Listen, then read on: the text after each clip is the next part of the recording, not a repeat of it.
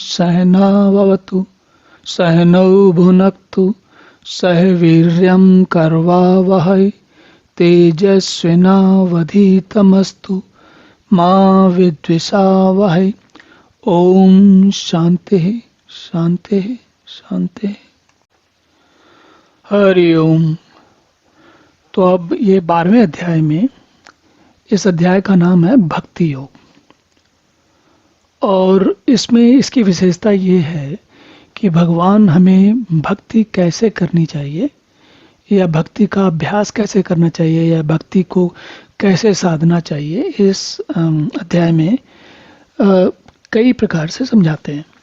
और इस बात को का आरंभ ऐसे होता है कि हमने देखा कि पिछले अध्याय में अर्जुन ने भगवान से विराट रूप दिखाने की इच्छा व्यक्त की, और जब भगवान ने दिखाया वो विराट रूप, तो उस विराट रूप को देखते देखते अर्जुन बहुत विकल हो गए, और उन्होंने बाद में कहा कि मुझे आप अपना जो पहले वाला रूप था वो दिखाइए।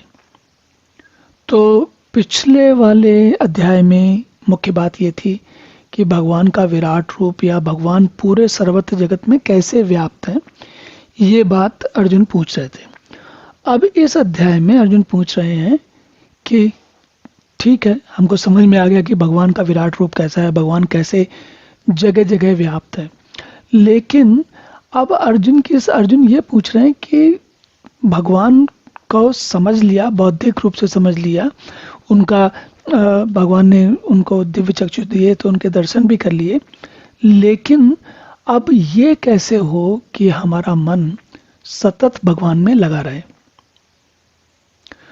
और भक्ति जो है वह यही बात होती है। भक्ति का अर्थ होता है, भक्ति शब्द जो है वो संस्कृत में भज धातु से बना है, और भज धातु का अर्थ होता है जहां पर हमारा ध्यान बार बार जाए।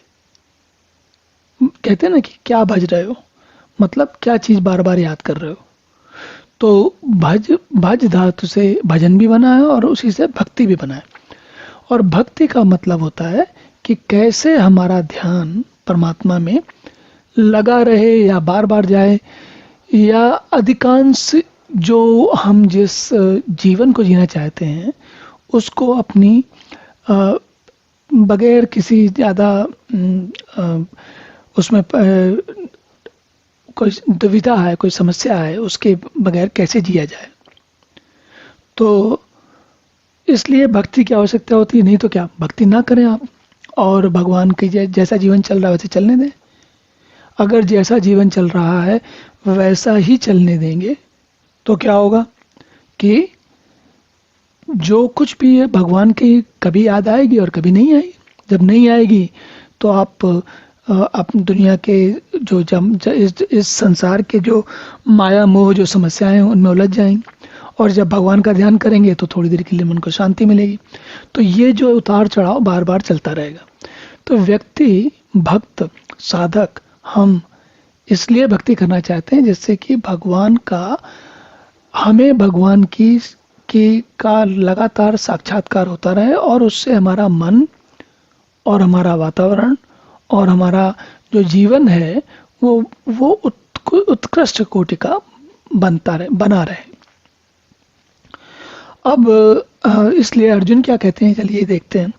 वो कहते हैं, एवं सतत युक्ता ये भक्ता त्वाम पर्युपासते ये च अपि अक्षरम अव्यक्तम तेषाम के योग वित्तमा। तो और ये प्रश्न अर्जुन का ही नहीं, हमारा भी है। हम सभी यही जानना चाहते हैं। क्या जानना चाहते हैं? कि जो अनन्य प्रेमी भक्तजन पूर्वोक्त प्रकार से निरंतर आपके भजन ध्यान में लगे रहकर आप सगुण परमेश्वर को, और जो दूसरे केवल अविनाशी सचरन से निराकार ब्रह्म को ही अतिशेष भाव से बचते हैं, तो इन दोनों के प्रकार के उपासकों में अति उत्तम योगविद्ता कौन है? कौन सा तरीका, कौन सी विधि, कौन सा मार्ग अधिक उत्तम है? अब ये प्रश्न एक ऐसा है, जैसे होता है ना कि हमारी मनुष्य जीवन में एक विशेषता होती है, हम सतत तुलना करते रहते हैं, और ये तुलना जो है वो आदिकाल से चली आ रही है। क्यों?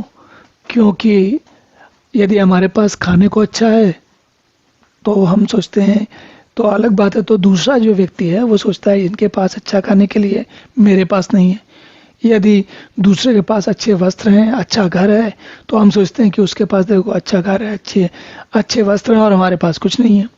तो ये जो तुलना है, क्या है और क्या नहीं है, क्या मेरे पास है और क्या मेरे पास नहीं है, ये ऊहापोह सतत चलती रहती है, हमेशा चलती रहती है। अब ये तो जो ऊहापोह मैंने आपसे कही है बड़ी साधारण जीवन की ऊहापोह है, लेकिन जो लोग भक्ति करते हैं, जो भगवान में जिनका ध्यान जाता है, जैसा कि हमने देखा था कि 7वें अध्याय के 30वें श्लोक में भगवान ने कहा था कि कुछ ही ऐसे लोग हैं जो यत्न करते हैं, और उनमें से कुछ ही ऐसे लोग हैं जो भक्ति करते हैं, और फिर उनमें से कुछ ही ऐसे लोग हैं जो मुझ तक पहुंचते हैं।